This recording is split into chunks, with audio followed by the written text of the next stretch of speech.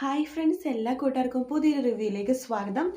അങ്ങനെ ഷാരിയും അതുപോലെ തന്നെ രാഹുലും കൂടി രാത്രി ഒരുമിച്ചിരിക്കുന്ന സമയത്ത് ഷാരി ചോദിക്കുന്നുണ്ട്, ഈ താര എന്ന് പറഞ്ഞ സ്ത്രീ എന്തിന് ഇടയ്ക്കിടയ്ക്ക് ഇവിടെ കയറി വരുന്നത്? നമ്മുടെ മകൾ അവരുടെ മകളാണെന്ന് പറഞ്ഞിട്ട് ഇടയ്ക്കിടയ്ക്ക് വരുന്നത് എന്തിനാന്ന് ചോദിക്കുമ്പോൾ, എൻ്റെ ഷാരി, അത് നിനക്ക് അറിയില്ലേ? അത് ആ ചന്ദ്രസേന വിടുന്നതാ നമ്മുടെ കുടുംബജീവിതം തകർക്കാൻ വേണ്ടിയിട്ടാ. അവനാണല്ലോ താരയായിട്ട് ബന്ധം ഉണ്ടായിരുന്നത്. ഇപ്പൊ അവന് രൂപയായിട്ട് ഒരുമിച്ച് താമസിക്കാൻ വല്ലാത്തൊരു ആഗ്രഹം. അതുകൊണ്ട് തന്നെ ഇടയ്ക്കിടയ്ക്ക് താരേനെ പറഞ്ഞു വിട്ട് അവനെ വിശ്വാസം വർദ്ധിപ്പിക്കുക രൂപയുടെ മനസ്സിലും. അതുപോലെ തന്നെ നിങ്ങളെയൊക്കെ ഇതാക്കാൻ വേണ്ടി കാണിക്കുന്നത്, അല്ലാണ്ട് അതിലൊരു സത്യവും ഇല്ല എന്ന് പറയുവാണ്. ഇനി അവരെന്തൊക്കെ തെളിവായിട്ട് വന്നാലും നീ എൻ്റെ കൂടെ തന്നെ നിൽക്കണം. ചന്ദ്രസേനാണ് താരയുടെ കുഞ്ഞിൻ്റെ അച്ഛൻ. താരക്കൊരു കുഞ്ഞുണ്ടെങ്കിൽ, അല്ലെങ്കിൽ താരയുടെ ഗർഭത്തിൻ്റെ അച്ഛൻ തന്നെ ചന്ദ്രസേനാണ്. അതങ്ങനെ തന്നെയാണ്. എപ്പോഴായാലും നീയൊക്കെ എൻ്റെ കൂടെ തന്നെ നിൽക്കണം കേട്ടോ എന്ന് പറയുമ്പോൾ, അത് ഞാൻ എപ്പോഴും രാഹുലേട്ടൻ്റെ കൂടെ തന്നെയല്ലേ നിന്നിട്ടുള്ളത്, ഇനി രാഹുലേട്ടൻ്റെ കൂടെ തന്നെ നിൽക്കുള്ളൂ എന്ന് പറയാണ്. അതാണ് വേണ്ടത്, നമ്മൾ ഈ സമയത്ത് ഒരുമിച്ച് നിൽക്കുകയാണ് വേണ്ടത് എന്ന് പറയുകയാണ്. ആ ശരി രാഹുലേട്ട എന്ന് പറയുന്നുണ്ട്. അതിനുശേഷം ഷാരി അവിടെ നിന്ന് എഴുന്നേക്കുവാട്ടോ. എഴുന്നേറ്റതിന് ശേഷം കിരൺ പറഞ്ഞ കാര്യം ആലോചിക്കുകയാണ്. എൻ്റെ അച്ഛനെ അല്ല, രാഹുലിനെയാണ് താരയാൻ്റെ ആയിട്ട് ബന്ധമുള്ളത്. അവർക്കുണ്ടായ മകളാണ് സരയു എന്ന് പറഞ്ഞ കാര്യം, കിരൺ പറഞ്ഞ കാര്യം നമ്മുടെ ഷാരി ഇങ്ങനെ ആലോചിക്കുവാണ്. അതിനുശേഷം രാവിലെയാണ് കാണിക്കുന്നത്. രാവിലെ തന്നെ നമ്മുടെ ആൽബിയും അതുപോലെ തന്നെ സോണിയും കൂടി ജയിലിൽ പോയിരിക്കുകയാണ് കേട്ടോ വിക്രത്തിനെ കാണാൻ വേണ്ടി. അങ്ങനെ വിക്രം വരുന്നുണ്ട്. വിക്രം വരുമ്പോൾ തന്നെ നമ്മുടെ സോണിയും ആൽബിയും ഇങ്ങനെ പറയുന്നുണ്ട്, എടാ തണ്ടും തടിയുണ്ടല്ലോടാ, നിനക്കൊക്കെ മാന്യമായിട്ട് ജീവിച്ചൂടെ, എന്തിനാടാ അന്യരുടെ മുതൽ ആഗ്രഹിക്കുന്നത് എന്ന് ആൽബി പറയാണ്. ആ സമയത്ത് സോണി പറയുന്നുണ്ട്, അന്യരുടെ മുതൽ ആഗ്രഹിക്കുന്നത് മാത്രമല്ല, ഞാൻ സുഖമായിട്ട് ജീവിക്കുന്നത് ഇവനെ കണ്ടുകൂടാ. അതുകൊണ്ട് എൻ്റെ ജീവിതം എങ്ങനെയെങ്കിലും കുളം തോണ്ടണം. അതിനുവേണ്ടി മനഃപൂർവ്വം തന്നെ ആൽബിയുടെ തലക്കിട്ട് ഇവനെ അടിച്ചതാ, മരിച്ചു പോവാൻ വേണ്ടി തന്നെ ചെയ്തതായിവൻ എന്ന് പറയുന്നത്. എടാ നിനക്ക് നാണൊരാടോ? ഈ പ്രായത്തിൽ നിന്റെ അമ്മുമ്മയുണ്ടല്ലോ, അവര് എല്ലാവരുടെ മുമ്പിൽ പോയി കൈ നീട്ടുക നിന്റെ അച്ഛൻ്റെ ചികിത്സയ്ക്ക് വേണ്ടിയിട്ടെന്ന് പറയാണ്. ആ സമയത്ത് വിക്രം പറയുന്നുണ്ട്, നിങ്ങളാണ് എന്നെ കാണാൻ വന്നതെങ്കിൽ ഞാൻ ഒരിക്കലും നിങ്ങളെ കാണാൻ വേണ്ടി വരില്ലായിരുന്നു എന്ന് പറയാണ്. ആഹാ, നീ വരില്ലായിരുന്നോടാ? എങ്കിലേ നിന്നെ ഇവിടെ വരുത്താനുള്ള മാർഗമൊക്കെ എനിക്കറിയാം എന്ന് സോണി പറയാണ്. അതിനുശേഷം ആൽബി പറയുന്നുണ്ട്, നീ എപ്പോഴെങ്കിലും പുറത്തിറങ്ങുവാണെങ്കിൽ മാന്യമായിട്ടെങ്കിലും ജീവിക്കാൻ വേണ്ടി നോക്കടാ എന്നിങ്ങനെ പറയുവാണ്. അതിനുശേഷം ആൽബിയും സോണിയും കൂടി അവിടെ നിന്ന് പോകുവാട്ടെന്ന്. വാ ആൽബിയേട്ടാ നമുക്ക് പോകാം എന്ന് പറഞ്ഞിട്ട് സോണി ആൽബിനെയും കൂട്ടിക്കൊണ്ട് പോകുവാണ്.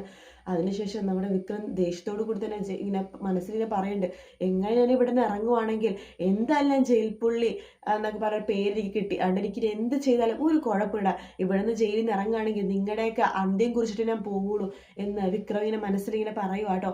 ശേഷം കാണിക്കുന്നത് ഷാരീനെയാണ്. ഷാരി നമ്മുടെ ആ ഒരു ഉദ്യോഗസ്ഥനെ കാണാൻ വേണ്ടിയിട്ട് വെയിറ്റ് ചെയ്തുകൊണ്ടിരിക്കുക കേട്ടോ. ആ സമയത്ത് ആ പുള്ളിക്കാരൻ വരുന്നുണ്ട്. ഷാരിയാണെങ്കിൽ ആകെ ടെൻഷൻ അടിച്ച് മുഖമൊക്കെ ആകെ മാറി നിൽക്കുക കേട്ടോ. അപ്പോൾ പുള്ളിക്കാരന് ഷാരിയുടെ മുഖമൊക്കെ കാണുമ്പോഴേക്കും വല്ലാത്തൊരു ഡൗട്ട് തോന്നുവാണ്, ഷാരി തന്നെയാണോ ആ കുട്ടിയുടെ അത് വളർത്തമ്മ എന്ന രീതിയിൽ. അങ്ങനെ ആ ഉദ്യോഗസ്ഥൻ വരുന്നുണ്ട്. ഉദ്യോഗസ്ഥൻ വരുമ്പോൾ തന്നെ ഷാരി എന്തായെന്ന് പറയുമ്പോൾ, നിങ്ങൾ ഇന്നലെ തന്ന മുടിനാരുണ്ടല്ലോ, അത് ഞാൻ കുത്തി മറിച്ച് മാറ്റി മറിച്ചൊക്കെ പരിശോധിച്ച് നോക്കി. പക്ഷെ ഇന്നലെ തന്നത് പോസിറ്റീവ് റിസൾട്ടാണ്. നിങ്ങൾ വിചാരിക്കുന്ന ആ കുട്ടിയുടെ അമ്മയുടെ യഥാർത്ഥ അച്ഛനും അമ്മയുടെ പൊടിനാരിയാണ് നിങ്ങൾ ഇന്നലെ എനിക്ക് കൊണ്ടുവന്ന് തന്നത് എന്ന് പറയുമ്പോൾ ഷാരി പെട്ടെന്ന് കണ്ണൊക്കെ നിറയുവാട്ടോ. ആകെ പൊട്ടിക്കരയാണ്. സർ ശരിക്കും പരിശോധിച്ചായിരുന്നു എന്ന് ചോദിക്കുമ്പോൾ, അതെ, ഞാൻ എന്തിനാ കള്ളം പറയണത്? മാത്രമല്ല ഈ കാര്യത്തിൽ ശരിക്കും പറഞ്ഞാൽ നന്നായിട്ട് ശ്രദ്ധയും അതുപോലെ തന്നെ കെയറും ചെയ്ത് എടുക്കേണ്ട പണിയാണ്. അതുകൊണ്ട് നന്നായിട്ട് തന്നെ പരിശോധിച്ചിട്ട് ഞാൻ പറയണത്, ആ കുട്ടിയുടെ യഥാർത്ഥ അമ്മയച്ഛനും തന്നെയാണ് ഇന്നലെ കൊണ്ടുവന്ന ആ ഒരു മുടിനാരയുടെ ഉടമസ്ഥൻ എന്ന് പറയുമ്പോൾ തന്നെ ഷാരി പെട്ടെന്ന് പൊട്ടിക്കരയാട്ടാ. അല്ല മേഡം, ഞാനൊരു കാര്യം ചോദിച്ചോട്ടെ, അത് ശരിക്കും മേഡത്തിൻ്റെ കൂട്ടുകാരത്തിൻ്റെ മകളാണോ അതോ മേഡത്തിൻ്റെ മകളാണോ? എൻ്റെ മകളല്ല, എൻ്റെ കൂട്ടുകാരത്തിൻ്റെ മകൾ തന്നെയാണ്. ഞാൻ പെട്ടെന്ന് എൻ്റെ കൂട്ടുകാരത്തിൻ്റെ അവസ്ഥയെക്കുറിച്ച് ഒന്ന് ആലോചിച്ച് പോയെന്ന് പറയുകയാണ്.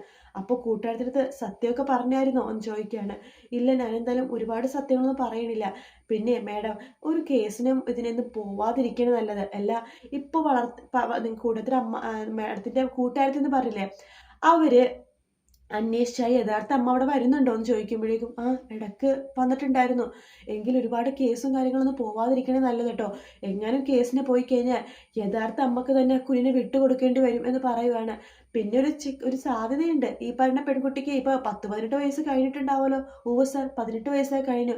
അപ്പോൾ ചിലപ്പോൾ കോടതി അവരുടെ കൂടെ നിൽക്കാൻ ചാൻസ് ഉണ്ട്.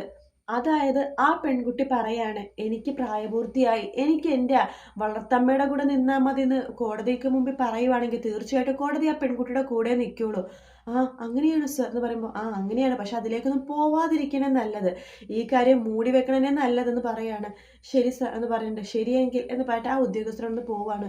പെട്ടെന്ന് തന്നെ ഷാരി ആകെ പൊട്ടിക്കരയുവാട്ടോ. അയാൾ പോയി കഴിയുമ്പോൾ തന്നെ ആകെ തല കറങ്ങണ പോലെയും അതുപോലെ തന്നെ വല്ലാത്തൊരു പരവേഷം പോലെയൊക്കെ ഷാരിക്ക് തോന്നുവാണ്.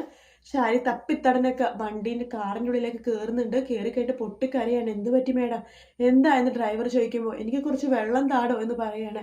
അങ്ങനെ ഡ്രൈവർ കുറച്ച് വെള്ളം കൊടുക്കുമ്പോഴേക്കും ഷാരി അത് ആർത്തിയോട് കുടിക്കുവാണ്. അതിനുശേഷം എൻ്റെ മോളെ എന്നൊക്കെ പറഞ്ഞിട്ട് ഇങ്ങനെ കരയുവാട്ടോ. രാഹുലേ, നിന്നെ ഞാൻ കൊല്ലോടാ, കൊല്ലും നിന്നെ ഞാൻ എന്നിങ്ങനെ ഷാരി പറയുന്നുണ്ട്. ആ സമയത്ത് ഡ്രൈവർ എന്ത് പറ്റി മേഡം എന്ന് പറയുമ്പോൾ ഒന്നുമില്ല, വണ്ടി എടുക്കണോ എന്ന് പറയുവാണ്. അങ്ങനെ അവിടെ ഡ്രൈവർ വണ്ടി എടുക്കുന്നുണ്ട്. അതേസമയം കിരൺ ഷാരിനെയും കാത്ത് റോഡരികിൽ നിൽക്കുവാട്ടോ. അങ്ങനെ ഷാരി വരുന്നുണ്ട്. ഷാരി വരുന്നതും കിരൺ ഷാരിനെ തന്നെ നോക്കിക്കൊണ്ടിരിക്കുകയാണ്. ഷാരി അങ്ങനെ ഡോറൊക്കെ തുറന്ന് വളരെ വിഷമത്തോട് കൂടിയിട്ടാണ് ഇറങ്ങുന്നത്. കിരണിന്റെ കാര്യം മനസ്സിലായി, സത്യങ്ങളൊക്കെ അറിഞ്ഞിട്ടുള്ള വരവാണെന്ന്. കിരൺ ഷാരിനെ തന്നെ നോക്കിക്കൊണ്ടിരിക്കുമ്പോൾ ഷാരി പെട്ടെന്ന് കിരണിന്റെ അടുത്തേക്ക് വരുവാണ്. അതിനുശേഷം കിരൺ ചോദിക്കുന്നത് എന്ത് പറ്റി, നിങ്ങളുടെ വീറും വാശിയൊന്നും ഇപ്പൊ കാണുന്നില്ലല്ലോ, എന്തു പറ്റി, സത്യം അറിഞ്ഞായിരിക്കും അല്ലേ എന്ന് പറയുമ്പോൾ മോനെ, സത്യമൊക്കെ ഞാൻ നേരത്തെ അറിഞ്ഞായിരുന്നു, പക്ഷേ എനിക്കത് അംഗീകരിക്കാൻ പറ്റിയില്ല. ആ എലിസബത്തും നീയും കൂടി കൂടെ നിന്നിട്ട് എന്നെ ചതിക്കാന്ന് വെച്ചിട്ട് ഞാൻ വേറൊരു ഉദ്യോഗസ്ഥൻ്റെ അടുത്ത് പോയി. ഏത് എലിസബത്തിന്റെ കാര്യം നിങ്ങൾ പറയണത്? ആ ഫോറൻസിക് റിപ്പോർട്ട് ലാബിലെ ഉദ്യോഗസ്ഥ എലിസബത്ത്. കഴിഞ്ഞ ദിവസം നിങ്ങൾ മോൻ അവളായിട്ട് സംസാരിക്കുന്നത് ഞാൻ കണ്ടായിരുന്നു.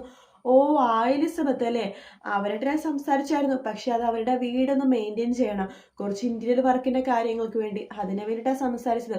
ഓ, അപ്പൊ ഞങ്ങളുടെ സംസാരം നിങ്ങൾ കണ്ടായിരുന്നു, അപ്പൊ നിങ്ങൾ ഊഹിച്ചു ഞാനും അവരും തമ്മിൽ ഒത്തു കളിച്ച് നിങ്ങളെ പൊട്ടിയാക്കാണെന്നല്ലേ? ആ അങ്ങനെ ഞാൻ വിചാരിച്ചു. അതുകൊണ്ട് തന്നെ ഞാൻ വേറൊരു ഉദ്യോഗസ്ഥനെ സമീപിച്ചായിരുന്നു. അങ്ങനെ സത്യങ്ങളൊക്കെ ഞാൻ മനസ്സിലാക്കിയെന്ന് പറഞ്ഞിട്ട് പൊട്ടിക്കരയുവാട്ടോ. ആ സമയത്ത് കിരൺ പറയുന്നുണ്ട്, നിങ്ങൾ ചെയ്തതിനൊക്കെ ശിക്ഷയാണ് നിങ്ങൾക്ക് കിട്ടിക്കൊണ്ടിരിക്കുന്നത്, നിങ്ങൾ ഒരുപാട് പേരെ ദ്രോഹിച്ചതല്ലേ എന്ന് പറയുമ്പോൾ അതേ മോനെ, ഇപ്പം എനിക്ക് എല്ലാം മനസ്സിലാവുന്നുണ്ട്. രാഹുൽ എന്ന് പറഞ്ഞ എൻ്റെ ഭർത്താവ് എന്തോരം പേരുടെ ജീവിതമാണ് നശിപ്പിച്ചത്, ഞാനും അതിൻ്റെ കൂടെ നിന്നു. പക്ഷെ മോനെ, ഒരിക്കലും സത്യം എൻ്റെ സരിയമോൾ അറിയരുത്. മോനെ തോന്നുന്നുണ്ടോ സരിയമോൾ ആ താരേനെ അംഗീകരിക്കുന്നു? ഒരിക്കലും അവൾ അംഗീകരിക്കില്ല. ഈ സത്യം പറഞ്ഞാൽ അവൾ ചത്തുകളയും മോനെ, അതുകൊണ്ട് ഈ സത്യം ആരും അറിയരുത് എന്ന് പറയുമ്പോൾ കിരൺ പറയുന്നുണ്ട്, ശരി, ഞാൻ സത്യങ്ങളായിരുന്നു ആരോടും പറയില്ല, പക്ഷെ അതിനു വേണ്ടി നിങ്ങൾ എനിക്കൊരു ഉപകാരം ചെയ്യണം. എന്താ മോനെന്ന് ചോദിക്കുമ്പോൾ നിങ്ങൾ നിങ്ങളുടെ ഭർത്താവിൻ്റെ അടുത്ത് പറയണം എൻ്റെ അമ്മയും അതുപോലെ തന്നെ ചന്ദ്രസേനനും തമ്മിൽ ഒന്നിച്ചിട്ടില്ല, എൻ്റെ അമ്മക്ക് എല്ലാവരോടും ഇപ്പോഴും ശത്രുത മാത്രമാണ്. അതിനെന്താ മോനെ, അത് ഞാൻ പറഞ്ഞോളാം, അതെൻ്റെയും കൂടി ആവശ്യമാണല്ലോ ഇപ്പോൾ എന്ന് പറയുമ്പോൾ ഇനി ഞാൻ നിങ്ങളുടെ മുമ്പിൽ ഒരു കാര്യം കൂടി പറയാം. ശരിക്കും പറഞ്ഞാൽ അന്ന് ശരിക്കും സംഭവിച്ച കാര്യം, നിങ്ങൾ പ്രസവിച്ച് കഴിഞ്ഞപ്പോൾ നിങ്ങളുടെ ബോധം പോയിരുന്നു. ഒരു 5-6 മണിക്കൂറിലേക്ക് നിങ്ങൾക്ക് ബോധം എന്ന് പറഞ്ഞ ഇതേ ഉണ്ടായിരുന്നില്ല. അതുകൊണ്ട് തന്നെ നിങ്ങളുടെ ഭർത്താവ് എന്ന് പറഞ്ഞ രാഹുൽ ഉണ്ടല്ലോ, രാഹുൽ കുമാരൻ എന്ന് പറഞ്ഞ ഒരു ആളുടെ അടുത്ത് നിന്നാണ് കുഞ്ഞിനെ മേടിച്ചത്. പക്ഷെ ദൈവ നിയോഗമെന്നിരിക്കട്ടെ, ആ കുമാരൻ എന്ന് പറഞ്ഞ ആൾ കൊണ്ടുവന്നത് താരയുടെ മകളായിരുന്നു. പക്ഷെ അത് രാഹുലിനെ അറിയില്ലായിരുന്നു. അതാണ് ദൈവത്തിന്റെ ഒരു കയ്യൊപ്പെന്ന് പറയണത്. രാഹുലിന്റെ മകളെ തന്നെയാണ് നിങ്ങളുടെ അടുത്ത് കൊണ്ടുവന്ന് വെച്ചത്. കണ്ണു തുറന്ന് നിങ്ങൾ മരിച്ച കുഞ്ഞിനെ മാറ്റി സരയുവിനെ കണ്ടു, സരയു നിങ്ങളുടെ മകളാണ് നിങ്ങൾ തെറ്റിദ്ധരിച്ചു.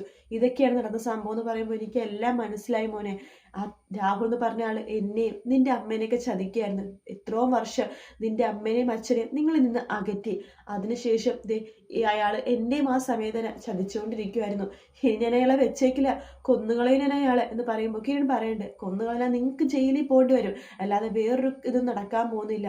അതുകൊണ്ട് ഈ കാര്യം ഞാൻ എന്തായാലും ആരോടും പറയാൻ പോണില്ല എന്ന് പറയുമ്പോൾ അതുകൊണ്ട് നിങ്ങൾക്ക് എന്നെ വിശ്വസിക്കാം എന്ന് പറയുകയാണ്. അതുപോലെ തന്നെ ഞാൻ പറഞ്ഞ കാര്യം നിങ്ങൾ ചെയ്യണം. അങ്ങനെ ചെയ്യുകയാണെങ്കിൽ നിങ്ങളുടെ എല്ലാ കാര്യത്തിനും കൂട്ടായിട്ട് ഞാൻ നിങ്ങളുടെ കൂടെ ഉണ്ടാവും. നിങ്ങൾക്ക് എപ്പോഴും കൂട്ടായിട്ടും നിങ്ങൾക്ക് എന്തെങ്കിലും ബുദ്ധിമുട്ടുണ്ടെങ്കിൽ നിങ്ങൾ എൻ്റെ അടുത്ത് വന്നാൽ മതി, ഞാൻ നിങ്ങളെ നോക്കിക്കോളാം എന്ന രീതിയിൽ കിരൺ പറയുമ്പോൾ ശരി മോനെ, ഞാൻ പോകുവാണ് എന്ന് പറഞ്ഞിട്ട് വിഷമിച്ചുകൊണ്ട് നമ്മുടെ ഷാരി വണ്ടിയിൽ കയറി പോകുവാട്ടോ. അത് കണ്ടിട്ട് ഒരു പുച്ഛത്തോടു കൂടി തന്നെ കിരൺ ചിരിക്കുന്ന ഭാഗത്തോടു കൂടിയാണ് ഇന്നത്തെ എപ്പിസോഡ് തീരുന്നത്. വീഡിയോ ഇഷ്ടപ്പെട്ടെങ്കിൽ ലൈക്ക് ചെയ്യുക, സബ്സ്ക്രൈബ് ചെയ്യുക, കമൻറ്റ് ചെയ്യുക. മറ്റൊരു വീഡിയോ ആയിട്ട് വീണ്ടും കാണാം. Take care, bye bye.